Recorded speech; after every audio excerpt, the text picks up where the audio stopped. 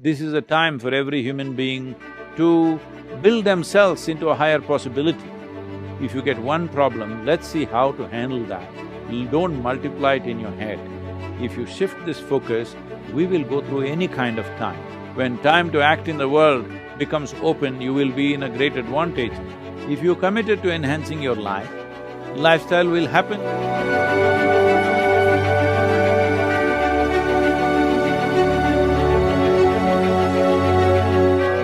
Right now, there is just so much suffering that and you open the TV or the internet or everywhere. How does one cope? I mean, is it the same way, meditation and praying, or is it staying present, or your breath? The things you often talk about, are those things relevant? Is there something else people should do right now to just cope, and not lose hope? Young kids are telling me we'll never get a job. What is going to happen to my life?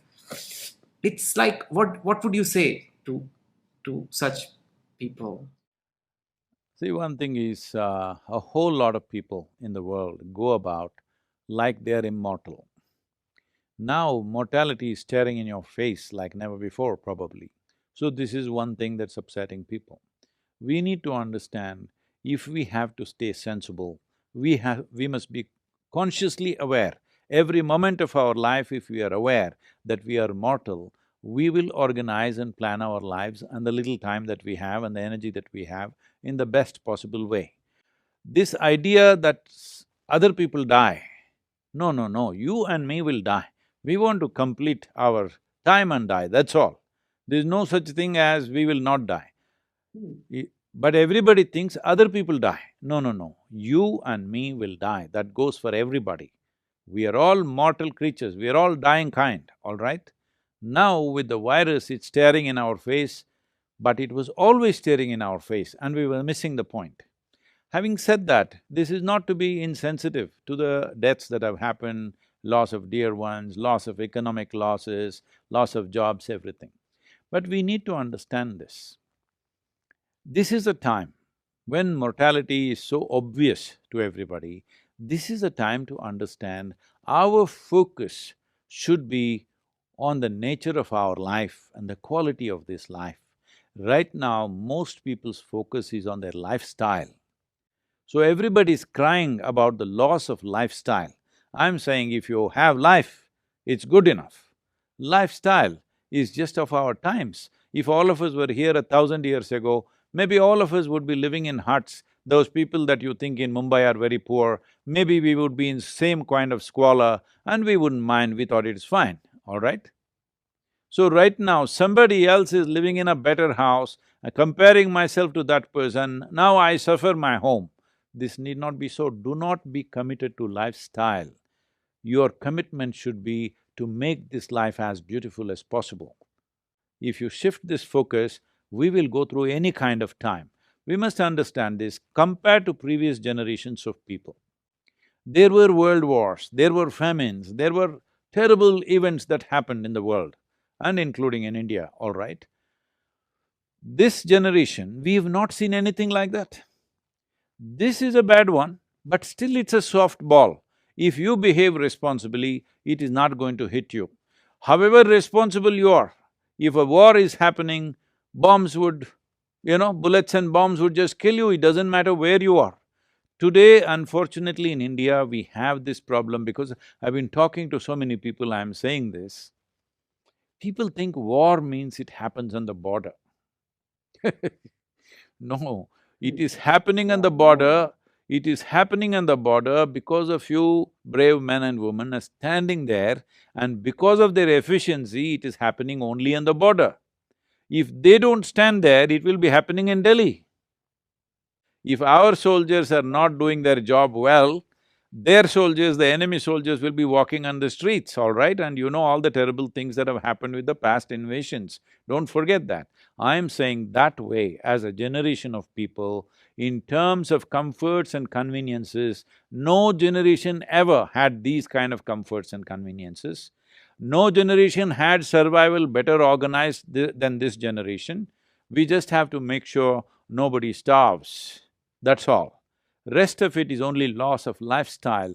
Don't make big fuss about it. This is a time for every human being to build themselves into a higher possibility, either in your competence, in your emotion, in your thought, in your experience of life, in your joyfulness, in your peacefulness. In every way, please use this time to upgrade yourself. When time to act in the world becomes open, you will be in a great advantage rather than sitting and crying. Right now, WHO is saying that it is not just this pandemic, there is going to be a mental pandemic and there's going to be a suicide pandemic. See, our problem is if we get one problem, we want to multiply it into many. No, if you get one problem, let's see how to handle that. Don't multiply it in your head. Yes, it is a serious issue, it's not a joke. Yes, there is tremendous losses for everybody, but focus on being committed to your life, not to your lifestyle. Then you will see everything will change in many ways. See, if you committed to a lifestyle without being committed to enhancing this life, inevitably, one way or the other, you will move into crime. Maybe crime outside of the law or crime within the law, but inevitably you will move into crime once you're committed to lifestyle. If you're committed to enhancing your life, lifestyle will happen according to our competence and in the times in which we live. See, we must understand our lifestyles are all not made by us.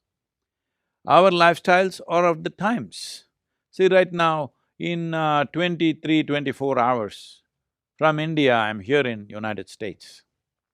If it was 100 years ago, coming to United States means probably 45, 50 days up and 45, 50 days down, all right?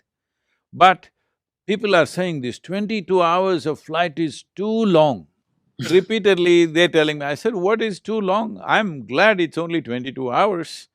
Otherwise, people were, you know, sitting on a steamship and going, before that on a sailboat, not even knowing whether they'll get there or not. So I'm saying we are having, as a generation of people, we have the best of everything. Never before humanity has had these kind of things.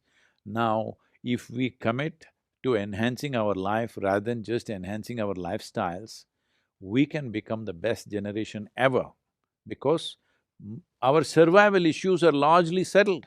We must understand this.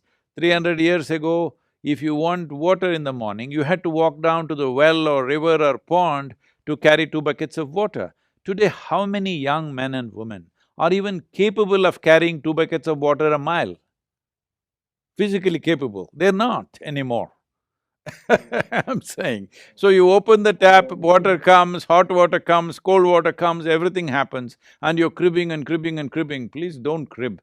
Use your life because whether you do something or not, whether you're joyful or miserable, whether you're making something out of yourself or nothing out of yourself, time is rolling away. Time is ticking away. You must understand that since you and me started talking, everybody who's listening and all of us, including you and me, are 47 minutes closer to our grave. If you think about it once in a way, it causes paranoia. But if you listen to the body, every beat in the body, it is clearly saying it is mortal, all right? Always it is reminding you it is mortal. If you are conscious every moment of your life, well, you wouldn't want to waste one moment doing something that doesn't mean anything to you. You would do only what truly matters to you. If all of us were doing only what genuinely matters to us, we will be living in a fantastic world, pandemic or no pandemic.